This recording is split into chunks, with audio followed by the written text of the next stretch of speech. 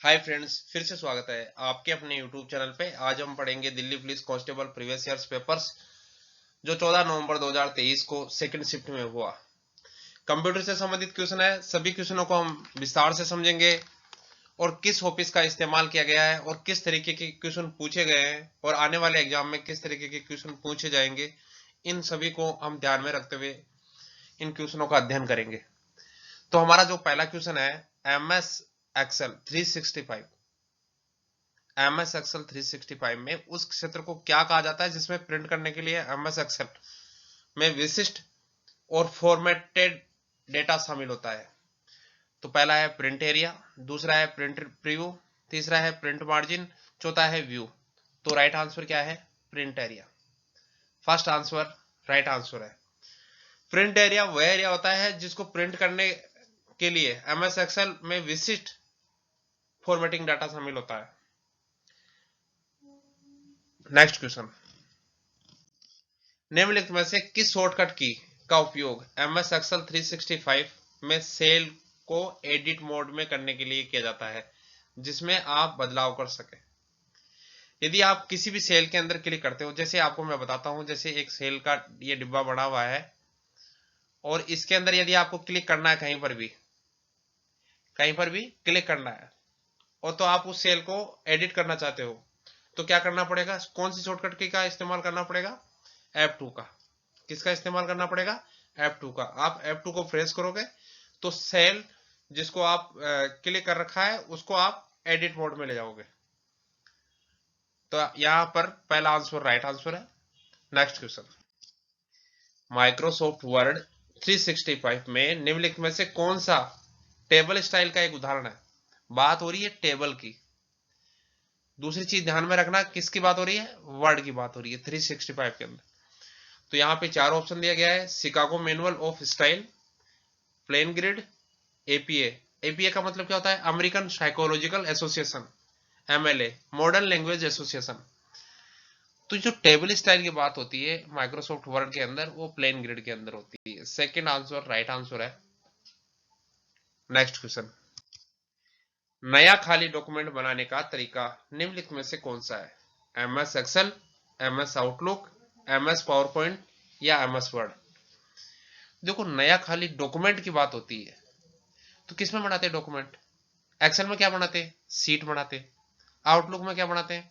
जो किसी का जैसे कैलेंडर टाइप बनाते हैं। पावर पॉइंट में क्या बनाते हैं? प्रेजेंटेशन बनाते हैं। तो वर्ड में क्या बनाएंगे? डॉक्यूमेंट बनाएंगे। तो राइट आंसर क्या होगा हमारा? फोर्थ आंसर होगा।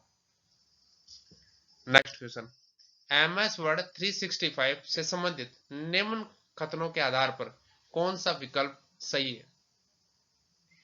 पहले कथनों को सावधानी से पढ़ना है, समझना है, उसके बाद में ही आंसर देना है। तो पहला है कंट्रोल और एक्स का उपयोग डॉक्यूमेंट को कॉपी करने के लिए किया जाता है। नहीं, कंट्रोल एक्स का इस्तेमाल किस लिए किया जाता है?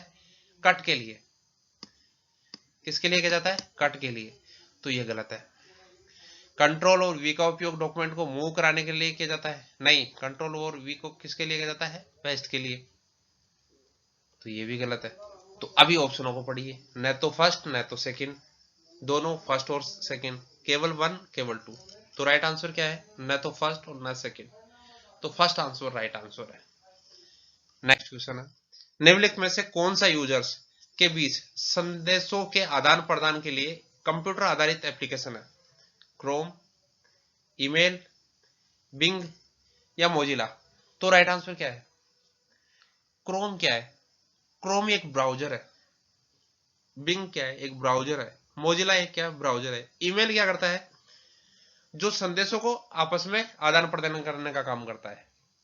तो राइट आंसर हमारा क्या हो गया? ईमेल हो गया। सेकंड आंसर राइट आंसर है। नेक्स्ट क्वेश्चन है हमारा, MS वर्ड 365 में डॉक्यूमेंट फॉर्मेटिंग के अंतर्गत बुलेट एवं नंबरिंग का उपयोग करने का प्रमुख उद्देश्य क्या है? आपने देखा होगा कभी कोई डॉक्यूमेंट लिखते हैं तो उसके आगे क्या होता है? ये बुलेट लगा देते हैं या नंबरिंग होता है 1 2 3 ऐसे ऑटो लेते हैं। तो उनका क्या होता है? उपयोग क्या होता है? जनरल लाइन में क्या होता है? जनरल लाइन में किसी भी जानकारी को अनुक्रमित करने के लिए होता है। भाई कोई भी जानकारी हम दे रहे हैं तो पॉइंट वाइज दे रहे हैं, वो होता है। तो यहाँ पहला पॉइंट पढ़ते हैं, किसी भिन्न फॉन्ट या रंग में टेक्स्ट को हाईलाइट करने के लिए। नहीं, ऐसा कुछ नहीं है। डॉक्यूमेंट के मार्जिन और स्पेसिंग को समायोजित करने के लिए, ऐसा भी नहीं है। तो विशिष्ट टेक्स्ट के महत्व को इंगित करने के लिए, यह भी नहीं है। तो जानकारी को सूचियां या अनुक्रमों में व्यवस्थित करने के लिए, जानकारी जो है उसको सूचियों या अनुक्रमों में व्यवस्थित करने के लिए। राइट आंसर है कि भाई फर्स्ट सेकंड थर्ड इस तरीके से हम करने के लिए। नेक्स्ट क्वेश्चन, एमएस एक्सेल का निम्नलिखित में से कौन सा फंक्शन प्रत्येक वैल्यू के बीच एक स्पेस को छोड़ते हुए अनियमित स्पेस को हटाता है? अभी देखो, एमएस एक्सेल की बात हो रही है। एवरेज किस काम में आता है? फार्मूला एवरेज निकालने में, सम जोड़ करने में, विलूप उसको जो कंडीशन दी होती है उसको विलूप करने में। ट्रिम का काम क्या है? जो स्पेस छोड़ा है अनियमित स्पेस को हटाने में।